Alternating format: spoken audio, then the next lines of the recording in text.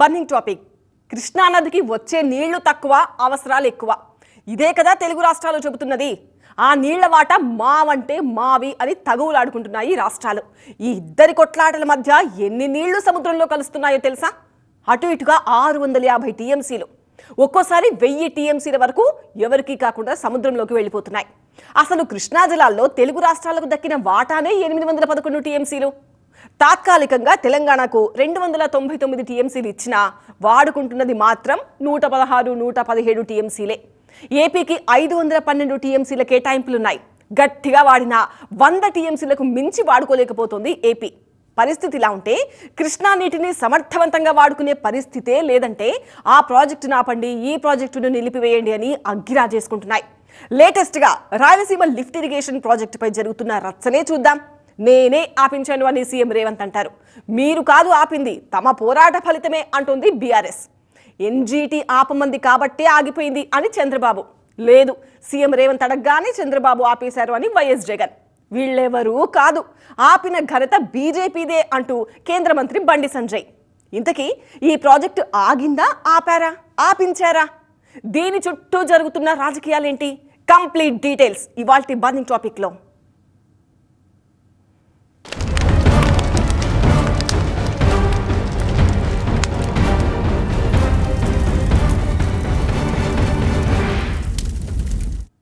ఇప్పటి వరకు అందరూ మాట్లాడారు, ఎవరి స్టేట్మెంట్స్ వాళ్ళు ఇచ్చారు. ఎవరెన్ని చెప్పినా ఏదో మిస్ అవుతున్నట్టుంది కదా. సీఎం రేవంత్ రెడ్డి అసెంబ్లీలో చెప్పేదాకా రాయలసీమ ప్రాజెక్టు ఊసే వినిపించలేదు. తాను మొదలుపెట్టిన ప్రాజెక్టును ఎందుకు పూర్తి చేయట్లేదని ఈ 19 నెలల్లో వైఎస్ జగన్ ఒక్కసారి కూడా స్టేట్మెంట్ ఇవ్వలేదు. ఇక్కడ ఒక డౌట్ ఏంటంటే, తానే ఆపించాను అనేంత వరకు ఆ ఎత్తిపోతల పనులు జరుగుతున్నట్టేగా లెక్క. జరగని పనులను చూపించి ఆపించాను అనాల్సిన అవసరం లేదు కదా. మరి 2020లోనే పనులు ఆగిపోయాయి అని ఏపీ ప్రభుత్వం ఎందుకంది? దాదాపు 5 ఏళ్ల క్రితమే ప్రాజెక్ట్ ఆగింది నిజమైతే సీఎం రేవంత్ నుంచి ఆ స్టేట్మెంట్ ఎందుకు వచ్చింది? బీఆర్ఎస్ కూడా తామున్నప్పుడే ప్రాజెక్టును ఆపించామని చెప్పింది. అసలైన విషయం ఇంకోటి ఉంది. తీర్పును ఉల్లంఘించినందుకు 2,65 లక్షల రూపాయల జరిమానా విధించింది ఎన్జీటీ. ఎప్పుడొచ్చింది ఆ నోటీస్? 2024లో. ఏంటి దాని అర్థం? అప్పటిదాకా పనులు జరుగుతున్నట్టే అనుకోవాలా? మళ్ళీ చంద్రగ్రహణం పట్టింది. రహస్య ఒప్పందం చేసుకుని రాష్ట్రానికి, రాయలసీమకు తీరని అన్యాయం చేశాడు చంద్రబాబు నాయుడు. కంపల్సరీగా మీరు ఈసీ తీసుకోలేదు, ఎన్విరాన్మెంట్ క్లియరెన్స్ స్టాప్ చేయమన్నా. నేను చంద్రబాబు నాయుడు గారి మీద, కేంద్ర ప్రభుత్వం మీద ఒత్తిడి తెచ్చి రాయలసీమ లిఫ్ట్ ఇరిగేషన్ ఆపించిన అధ్యక్ష. గ్రీన్ ట్రిబ్యునల్ నుంచి ఆనాటి తెలంగాణ ప్రభుత్వం స్టే తెచ్చి రాయలసీమ ప్రాజెక్టు పనులను ఆపింది మేము. కేఆర్ఎంబి లేఖ రాసింది ఆంధ్రప్రదేశ్ రాష్ట్రానికి అంటున్నాడు. ఆ రోజే, నిన్న మొన్న ఆపింది కాదది. ఇదండి సంగతి. ఎవరి వెర్షన్ వాళ్ళదే. మరొక్కసారి మొదటి నుంచి వద్దాం. క్రెడిట్ తాను తీసుకోకూడదని చెప్పి ఇన్నాళ్ళు ఈ విషయం దాచిపెట్టా. ఇక చెప్పక తప్పని పరిస్థితి వచ్చిందని బ్లాస్టింగ్ న్యూస్ చెప్పారు సీఎం రేవంత్ రెడ్డి. నీళ్ల విషయంలో తెలంగాణకు జరుగుతున్న అన్యాయాన్ని ఆపేందుకు ఒక అడుగు ముందుకేసి తానే సీఎం చంద్రబాబుతో మాట్లాడానన్నారు. అసలు రాయలసీమ ఎత్తిపోతల పథకం పనులు ఆపితేనే నీళ్ల వాటాల విషయంలో గాని, ప్రాజెక్టుల విషయంలో గాని ఏపీతో చర్చలు జరుపుతానని ఏపీ ప్రభుత్వానికి గట్టిగా చెప్పానన్నారు. ఒక క్లోజ్డ్ రూమ్ లో జరిగిన చర్చల్లో రాయలసీమ లిఫ్ట్ ఇరిగేషన్ పనులను ఆపాల్సిందేనని రిక్వెస్ట్ చేస్తే అందుకు సీఎం చంద్రబాబు ఒప్పుకున్నారని అన్నారు సీఎం రేవంత్ రెడ్డి. 2 రాష్ట్రాల మధ్యలో మంచి వాతావరణం ఉండాలని ఇప్పటి వరకు నేను సాధించిన విజయాన్ని కూడా నేను చెప్పుకోలేదు అధ్యక్ష. సూటిగా చంద్రబాబు నాయుడు గారికి విజ్ఞప్తి చేసిన నేను, రాయలసీమ లిఫ్ట్ ఇరిగేషన్ మీరు ఆపితే మేము ఏదైనా విషయాల మీద చర్చకు వస్తాము, లేకపోతే మీతో చర్చించడానికి అవకాశం లేదు. మొట్టమొదట 3 టీఎంసీల పర్ డే అక్రమంగా నిర్మిస్తున్న రాయలసీమ లిఫ్ట్ ఇరిగేషన్ పనులను మీరు ఆపండి అని మేము వారిని క్లోజ్ రూమ్ లో అడిగితే మా మీద గౌరవంతో రాయలసీమ లిఫ్ట్ ఇరిగేషన్ ఆపేసింది అధ్యక్ష. మీరు ఈ రోజు నిజ నిర్ధారణ కమిటీని సభ నుంచి పంపించండి. పైగా ఈ స్టేట్మెంట్ ఇచ్చింది అసెంబ్లీలో. ప్రతి మాట, ప్రతి అక్షరం ఆన్ రికార్డ్ ఉంటుంది. అందున సభానాయకుడిగా చెప్పిన మాట అది. సో ఖచ్చితంగా అథెంటిసిటీ, వ్యాలిడిటీ ఉంటుంది. అందుకనే వైసీపీ వెంటనే ఈ ఇష్యూని టేకప్ చేసింది. ప్రెస్ మీట్లు పెట్టడమే కాదు, రాయలసీమ ప్రాజెక్టు సైట్ కు కూడా వెళ్ళింది. రాయలసీమకు నీళ్లిచ్చేందుకు వైఎస్ జగన్ ప్రాజెక్టు చేపడితే పక్క రాష్ట్ర ముఖ్యమంత్రి అడగగానే పనులన్నీ ఆపేశారని విరుచుకుపడుతోంది. శిష్యవాత్సల్యం చూపిస్తున్నారా? ఈరోజు రాయలసీమకు అన్యాయం చేసి మీ శిష్యునికి మీరు మంచి చేయాలనుకుంటే ఒప్పుకునేటువంటి పరిస్థితి లేదు. ఆ రెండు కళ్ళ సిద్ధాంతంతోనే ఈ రాష్ట్రాన్ని, ఆంధ్రప్రదేశ్ రాష్ట్రాన్ని, రాయలసీమను నాశనం చేసే కార్యక్రమం ఉంది దగ్గర చెప్పాలనుకుంటున్నాం ముఖ్యమంత్రి గారికి. రాయలసీమని ఉద్ధరిస్తామని చెప్పేసి పార్టీలు కూడా పెట్టినారు. ఈరోజు ఆ నాయకుల నోరులు ఏమైపోయినాయని చెప్పేసి అడుగుతా ఉన్నాం. ఈరోజు ఎందుకు రైతుల కోసం మీరు ఎవరు మాట్లాడడం లేదని చెప్పేసి అడుగుతా ఉన్నాం. ఇక్కడే మరో ట్విస్ట్ ఏంటంటే అసలు రేవంత్ అడగనూ లేదు, చంద్రబాబు ఆపనూ లేదు అంటోంది బీఆర్ఎస్. ఆ ప్రాజెక్టు పనులను ఆపింది ఆనాటి బీఆర్ఎస్ ప్రభుత్వమే అని కుండబద్దలు కొట్టారు మాజీ మంత్రి హరీష్ రావు. ఆపేయండి అని చెప్పి గ్రీన్ ట్రిబ్యునల్ నుంచి ఆనాటి తెలంగాణ ప్రభుత్వం స్టే తెచ్చి రాయలసీమ ప్రాజెక్టు పనులను ఆపించింది. సిగ్గు లేకుండా మేము ఆపినా, నేను చంద్రబాబు షోలో చెప్తే ఆపిండు అంటాడు. ఈయన మీద గౌరవం కొద్దీ చంద్రబాబు ఆపిండట. ఎప్పుడు ఆపినాం? ఇది 2021 నాడే మనం గ్రీన్ ట్రిబ్యునల్లో స్టే తెచ్చినాం. ఆ రోజు నుంచి ఈ రోజుకు పనులు నిలిచే ఉన్నాయి. జాగ్రత్తగా గమనించండి, క్రెడిట్ వార్ నడుస్తున్నట్టుగా లేదు ఇదంతా చూస్తుంటే. ప్రాజెక్ట్ ఆపించామన్న క్రెడిట్ ఎక్కడ పోతుందో అని తెలంగాణలో ఒక కొట్లాట జరుగుతున్నట్టుగా లేదు. అసెంబ్లీలో సీఎం రేవంత్ స్టేట్మెంట్ ఇవ్వటం ఆలస్యం. అప్పటి వరకు జరిగిన నీళ్ల పంచాయతీలో ఒక్కసారిగా పై చేయి సాధించింది కాంగ్రెస్. ఆ మరుసటి రోజే అది తమ క్రెడిట్ అంటూ ప్రెజెంటేషన్ ఇచ్చింది బీఆర్ఎస్.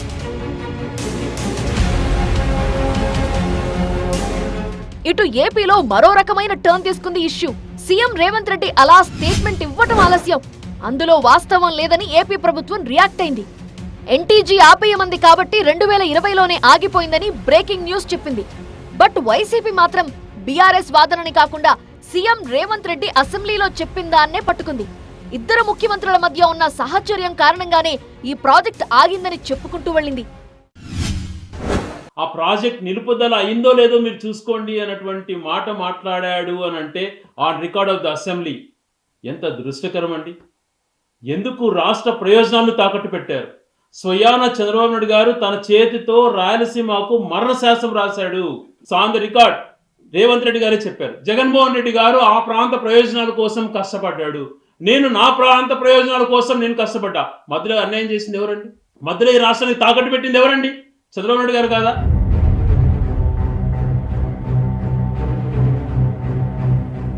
ప్రాజెక్టు గురించి ఇంతమంది చెప్పారు కదా, మరి ఇందులో ఎవరిది నిజమో ఎలా తెలిసేది? కేంద్ర జలశక్తి శాఖ మాజీ సలహాదారు వెదిరే శ్రీరామ్ షాకింగ్ మ్యాటర్స్ చెప్పారు.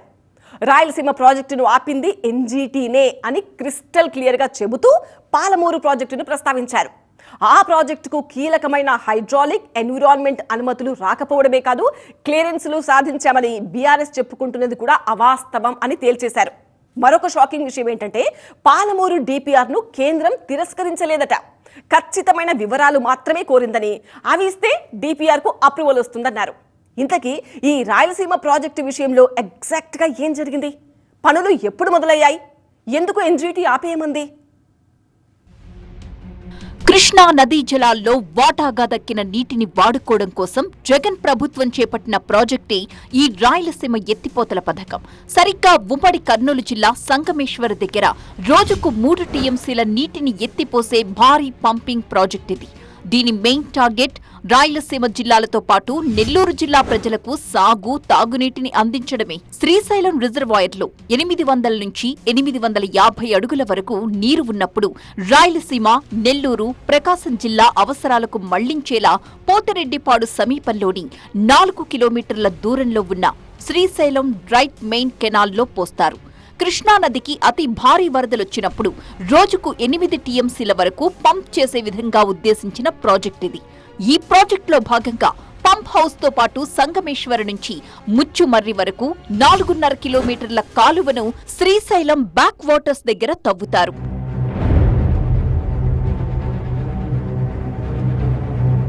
రాయలసీమకు నీటిని తరలించడానికి పోతిరెడ్డిపాడు ఉన్నా, దాని ద్వారా 114 టీఎంసీల నీటిని తరలించుకునే అవకాశం ఉన్నా ఏనాడు సగం కూడా నీటిని తీసుకెళ్లింది లేదు. కృష్ణానదికి భారీగా వరదలొచ్చి శ్రీశైలం రిజర్వాయర్ పొంగి ఈ నీళ్లు సముద్రంలో కలుస్తాయి, కానీ రాయలసీమ వాసులకు మాత్రం ప్రయోజనం లేకుండా పోయింది. అందుకే తక్కువ సమయంలో ఎక్కువ వరద నీటిని మళ్లించుకోవడమే లక్ష్యంగా రాయలసీమ ఎత్తిపోతల పథకాన్ని డిజైన్ చేశారు. మొత్తం 3,825 కోట్ల రూపాయల వ్యయంతో 2020 మే 5వ తేదీన ఈ జీవోనిచ్చింది జగన్ ప్రభుత్వం. రాయలసీమ లిఫ్ట్ ప్రాజెక్ట్ అనేది కొత్త ప్రాజెక్ట్ కాదు. It is not a new project.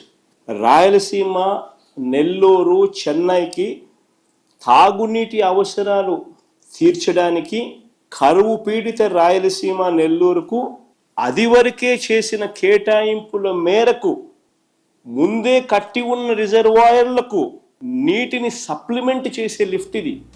ఆలోచన బాగానే ఉన్నప్పటికీ ఈ ప్రాజెక్టుకి పర్యావరణ అనుమతులు లేవు.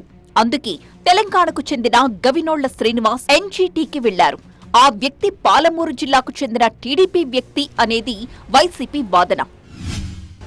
చంద్రబాబు నాయుడు గారు తన టీడీపీ కార్యకర్తల చేత దీన్ని అడ్డుకునే కార్యక్రమంలో భాగంగా కేసులు కూడా వేయించిన వ్యక్తి చంద్రబాబు నాయుడు. తెలుగుదేశం పార్టీ కార్యకర్తలు వేయించినాడు. అది తెలంగాణ నుంచి వాళ్ళు ఏపీలా చంద్రబాబు నాయుడు వేయించినాడు.